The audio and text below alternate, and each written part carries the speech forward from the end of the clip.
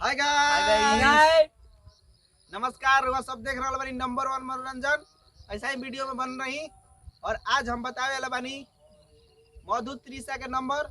ये वीडियो के लास्ट में रोवाला के मिल जाई। और हाँ, खूब मजा ली वीडियो में बन रही। और लास्ट में फोन करके रुआ बात करें का कहतरी मधु त्रिशा। चलिए शुरू कर जा आज की वीडियो। हाँ हम ओकर बारे में ना बतिया। क्या ना बती बरे ओकर हम इतना बड़का फैन रहनी है नु। ओकर लाइक करत रहनी है, कमेंट करत रहनी है, इनके सब्सक्राइब तो सब लाइक के जवाब दे देलस। ओकर बारे में हम ना बतिया। कुत्ती बिया माने भोजपुरी के बाप नाम रे बाप, खराब कर एक दिन इतना ओकरा से बढ़ियो कर जब देख जब ई मोबाइल में खाली मधु त्रिशा के वीडियो देखे। ए राजा तो नहीं जाई ना बहर या तो लइका तोहरे के पापा कहता।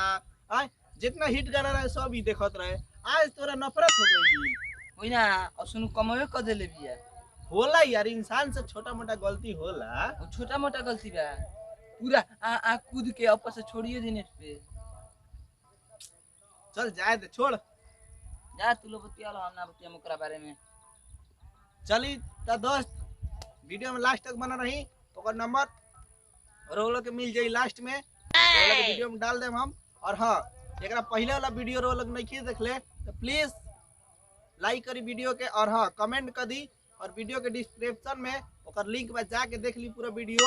और हाँ, ओकर पूरा फुल वीडियो चाहिए तो वीडियो में बनाई लास्ट में रोला व्हाट्सएप नंबर भी दिया जाई। ओकरा पर रोला फोन करेम लो या मैसेज कर पूरा फुल वीडियो मिल जाई। चली वीडियो खत्म कर जाओ।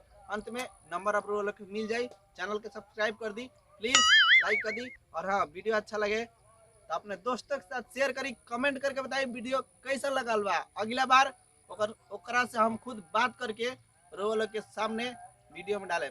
नमस्कार, बाय फ्रेंड।